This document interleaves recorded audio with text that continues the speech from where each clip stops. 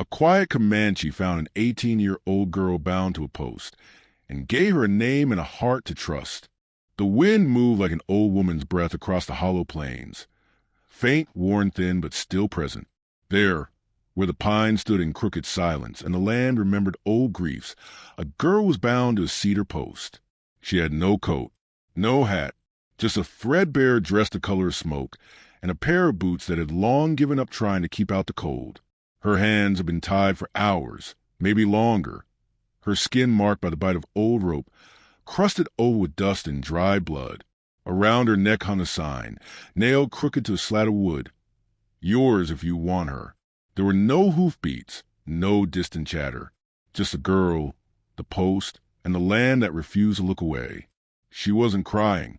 Not anymore. That part had dried up 2 days ago, along with the last of her voice. Her mouth hung half open, breath shallow, tongue cracked like leather in July. Her eyes didn't blink so much as flinch. Every now and again, a black fly landed on her cheek and sat there unbothered. Time had become a strange thing, circular, weightless.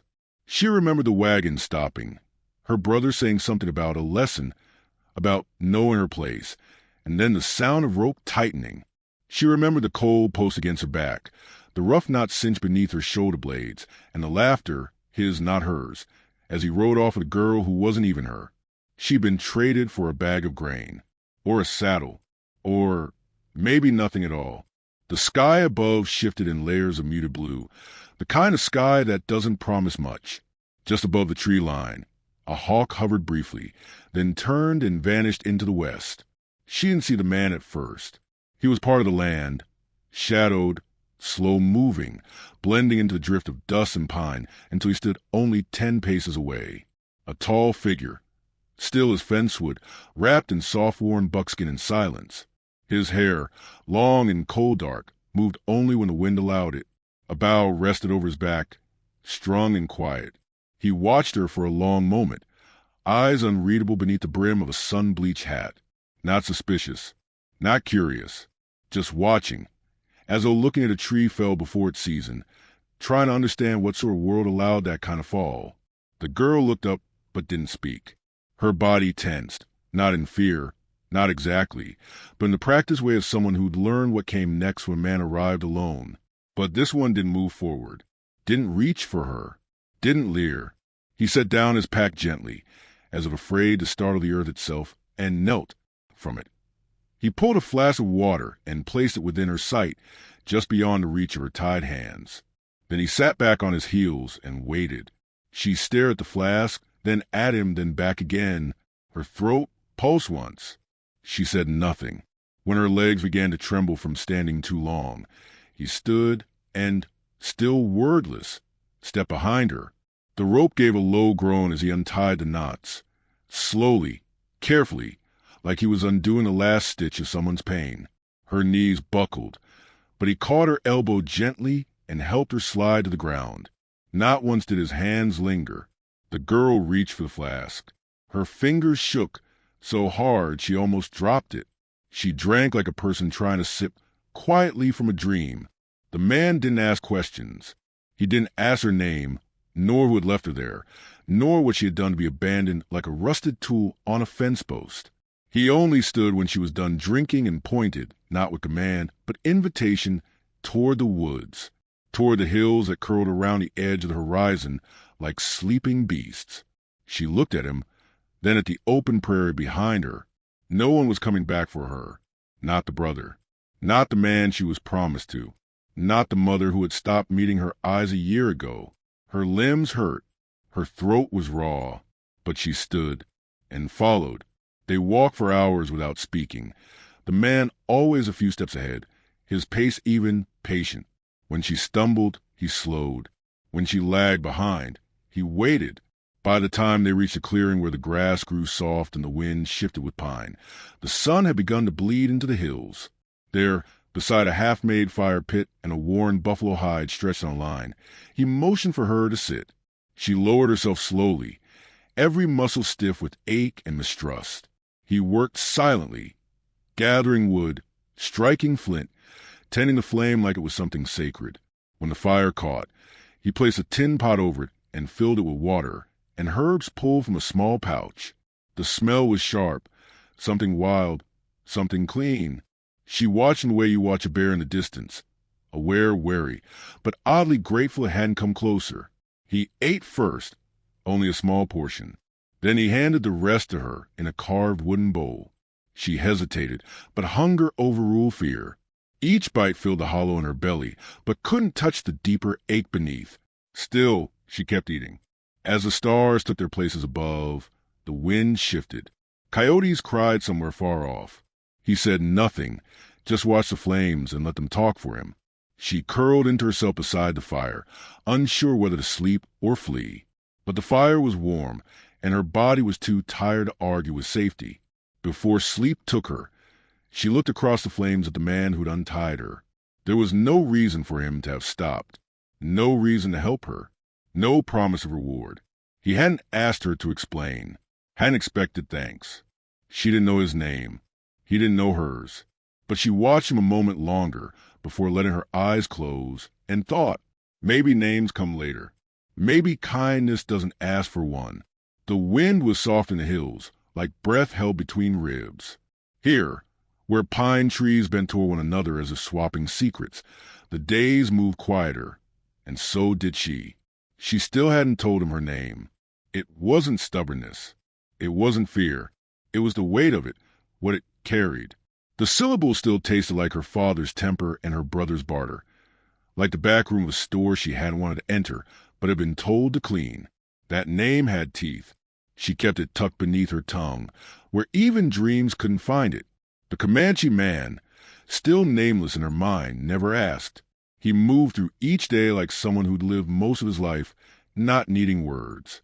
He fixed what was broken, tended to what grew, and left space around her like a ring of salt. When he hunted, she watched from the edge of the camp, curled on a rock worn smooth by rain. He always returned with just enough: rabbit, squirrel, the occasional grouse. Never more than they needed, never a kill without a prayer. She heard it once, low and murmured, spoken to the animal's body with reverence. He was not like the men she'd known. At night, she traced patterns in the smoke above the fire, letting the stars teach her their names. Her hands, once tied, now mended slowly. The rope burns were healing, but her fingers still trembled when startled. He noticed but never pointed out, just passed her a mug with both hands, gently, as if reminding her the world could offer without taking. One morning, she woke to the smell of wild mint boiling in water. A soft breeze stirred her hair, and the man sat across from her, sharpening a stone blade with rhythmic strokes. The sound didn't disturb her. It grounded her, reminded her she was still there, still free. She studied his face when he wasn't looking. Not handsome in the way storybooks insisted, but strong, honest, carved from earth and wind. There were stories behind his eyes, but he wore them without asking to be pitied. That, too, was new. Later that day, they journeyed a few miles to a small creek where the water ran clear and cold. He carried a woven basket, handed it to her without speaking. They gathered what the earth gave: berries, herbs, the tender shoots of something green she didn't recognize. He knew the names, pointed to each leaf with a tap of his finger, repeating the word in his language. She listened, mimicked, stumbled. He never corrected her. As the sun slipped behind the trees, they came upon a crooked little cabin tucked into the slope of a hill. A woman stood outside, older, small in stature but mighty in presence. Her braid was streaked with silver, and her eyes held the kind of calm that made children behave without being asked. The man nodded once. The woman stepped forward and looked the girl over, not with suspicion, but with something deeper, as if measuring her grief like a seamstress eyeing a torn dress. "You brought her here, Red Elk?" she asked, voice low and sanded with time. The girl caught the name and tucked it into her chest like a small, smooth stone. He nodded. "Good," said the woman, and turned. "Come in, both of you." The cabin smelled like dried lavender and wood smoke. The girl stood still, hesitant, until the woman set a steaming mug in her hand and said, without turning, "You ain't the first thing left behind in this world. Won't be the last. But you've got feet, girl. Use them to choose where you're going, not what spat you out." They sat, No more words were needed. The silence was full of understanding. The old woman handed her a small satchel, roots, leaves, wrapped bundles she didn't recognize. "For the shakes," she said simply, then looked at Red Elk. "She's safe with you. But don't let silence do all the work. Even flowers need music sometimes." On the way back, the girl dared to speak. "You never told me they call you Red Elk." He didn't glance at her, just gave a quiet nod. She waited for the question to follow, the usual return volley. "What do they call you?" But it never came. He didn't ask. That night, they sat beside the fire, knees nearly touching, and she found herself staring at the flames longer than usual, as though they might offer her something she couldn't name. "I used to have a name," she whispered. His hands paused in their work. "But I don't think it fits anymore." He didn't look up, didn't interrupt. "I think they ruined it," she added. "Used it like a leash." Still, he said nothing. But something in the air shifted, like the way dust lifts just before rain. She expected him to offer her a new one, to name her like a found thing. But he didn't. He simply kept tending the fire, feeding it within sticks and patience. That, more than anything, undid her. Later that week, while gathering water from the creek, she saw her reflection for the first time in weeks. Sunburned, thinner than she remembered, lips chapped, hair tangled. But her eyes, they looked back with something quiet. Not pride, not yet, but maybe the beginning of it. On the ridge above, a young settler boy rode up on a shaggy pony, dust on his boots, eyes too eager. He was maybe 12, maybe less, wearing a sheriff's badge that swung too loose on his chest. "You the girl from the post?" he asked. She stood still. "Town's looking for you. Reckon they'll pay a finder's fee." Red Oak stepped between them, silent as a shadow. The boy swallowed hard, took one look at the man's eyes, and turned his pony around. She didn't thank him. She didn't need to. The days that followed settled like soft snow, unremarkable to the outside world, but to her, they were full of small miracles. Eating without being watched, sleeping without shoes on, laughing once. When Red Oak slipped in mud and caught himself with the grace of a cat, pretending it meant to fall. Still, she hadn't told him a name. Not because she didn't want to, but because names came with strings, and she wasn't ready to tie herself to anything. Not yet. But in the quiet of that firelight, when the crickets sang and the air smelled like smoke and mint, she began to think maybe she could choose one. Not given, not forced, something earned. She watched Red Oak's face in the flicker of flame, the way his brow softened when he wasn't guarding it, the way he stirred the pot in slow circles, like time moved different in his hands. Her lips parted just slightly, the beginning of a word caught in her throat. Not yet, but soon, because something in her was warming. And names, like seeds, only sprout when the ground is ready. The rain fell soft that morning, not enough to soak the earth, just enough to hush it. The trees drank quietly. The grass leaned in. Even the birds seemed to wait. She sat near the doorway of the shelter Red Elk had shaped from wood and patience, mending the tear in his old shirt. Her fingers were steadier now, though the tremor still lived beneath the bones. She didn't fight it. Healing, she was learning, wasn't something you hurried.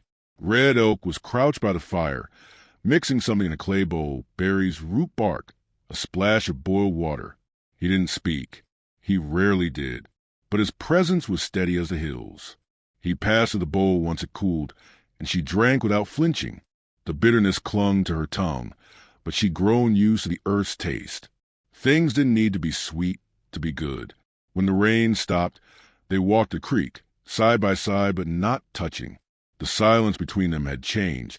It wasn't emptiness now. It was understanding. A space filled with what didn't need to be said. She crouched by the water, watching her reflection ripple. The girl who looked back at her had softer eyes than the one who'd been tied to that post. There was color in her cheeks now, a wildness returning to the curve of her mouth, not the kind born of rage or defense, but of something stillness allows to grow. "I want to tell you something," she said. Red Oak didn't answer, just knelt beside her and let the moment arrive in its own time. "My name." She touched the cold water with her fingertips. The one they used, It doesn't belong to me anymore." She hesitated, then added, "It never did. It was my father's choice, then my brother's to sell, then that man's to spit like a dog's name." The breeze caught a strand of her hair and lifted it against her cheek. "I've been thinking, if I get to start again, maybe I get to choose." Red Elk didn't move, but she felt his listening like a warmth across her shoulders. "I want to be called Mira," she said. "It means sight, or something close. I read it once in a book. It stayed with me." He nodded once. Not approval, not claim, just respect. She looked at him then, full on. His face was calm, but there was something deep in his eyes, a softness, a pride not for himself, but for her, for this quiet reclaiming. "And you?" she asked. "Red Elk. Is it what your mother called you?"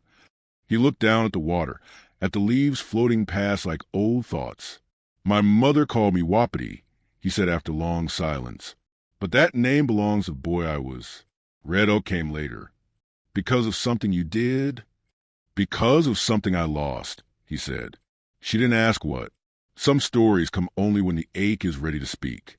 That night, they sat closer to the fire, the space between them smaller than usual, filled with the shared breath of two people no longer strangers. Mira, now Mira in thought as well as form, watched him stir the stew. He passed her the first bowl, and she took it with a smile that didn't need translation. They ate slowly, let the night stretch out like a blanket stitched with silence and flickering orange light. Afterward, she mended the second shirt, not because he asked, because she wanted to. Her hands moved with care, with purpose. When she finished, she held out to him. He looked at it, then at her, and something passed between them. Not a flash of romance, but a deep, quiet knowing. "You saved me," she said. He shook his head. "I found you," he said. "You saved yourself." Before either could speak again, the wind shifted. A sound in the dark. Distant hoofbeats. 3, maybe 4 horses. Coming slow, not rushed. The kind of pace that didn't need to hurry, because it believed no one would stop it. Mira stood, body tense. Red Elk rose beside her and moved to the edge of the trees. His eyes followed the rhythm in the distance, measuring the weight behind it. "They're coming for me," she whispered. It wasn't a question. He didn't answer, but his hand reached down, touched the bough beside the doorframe. Not drawn, not lifted, just there. The next morning broke red along the edges of the sky. The horses came into view by midday. Dust kicked up around them like smoke from an old fire. Mira recognized the first man instantly. Broad-shouldered, smug-eyed, the trader her brother had sold her to. Behind him, 2 others rode like shadows. They dismounted 20 yards away. The lead man called out, "That her?" No answer. He stepped forward, pulling a folded paper from his coat. "I got record," he said. "She was promised to me. Bought proper. Got a signature." He looked straight at Red Elk. "Now, I ain't here to make trouble. I just want what's mine." Mira stepped forward before Red Elk could move. "I'm not yours," she said, voice even. He blinked, surprised to hear her speak. "You left me tied to a post," she said, "with a sign. Didn't mean nothing by it. Just thought someone come along quicker." "I did," said Red Elk, quiet as wind. The trader glanced at him, measuring. "She came to me free," Red Elk added. "She stays free." The trader sneered.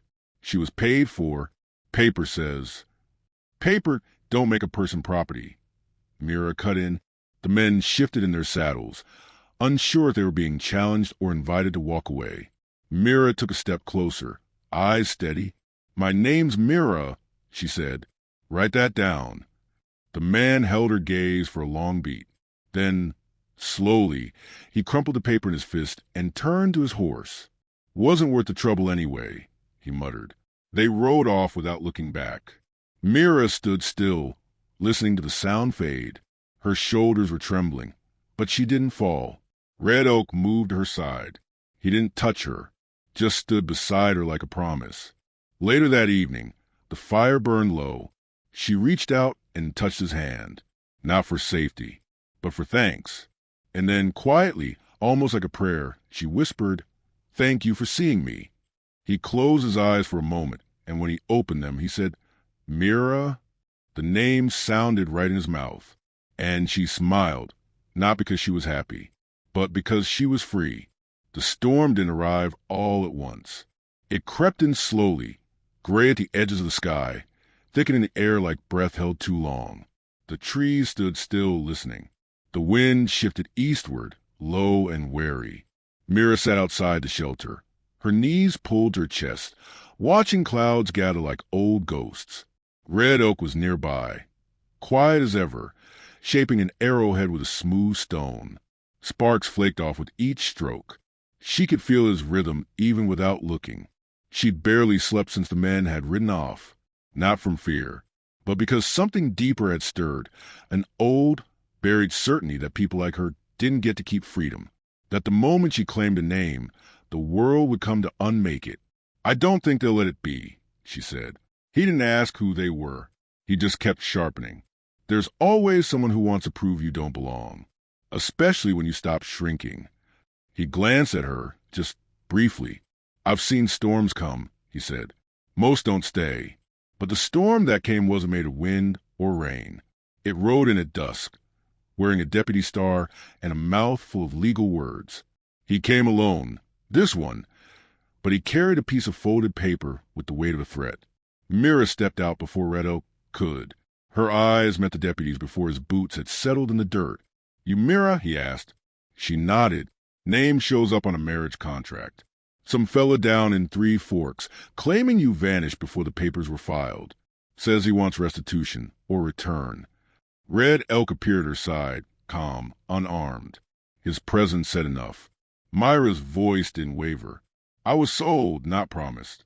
Left tied to a post. That paper's not a vow. It's a receipt."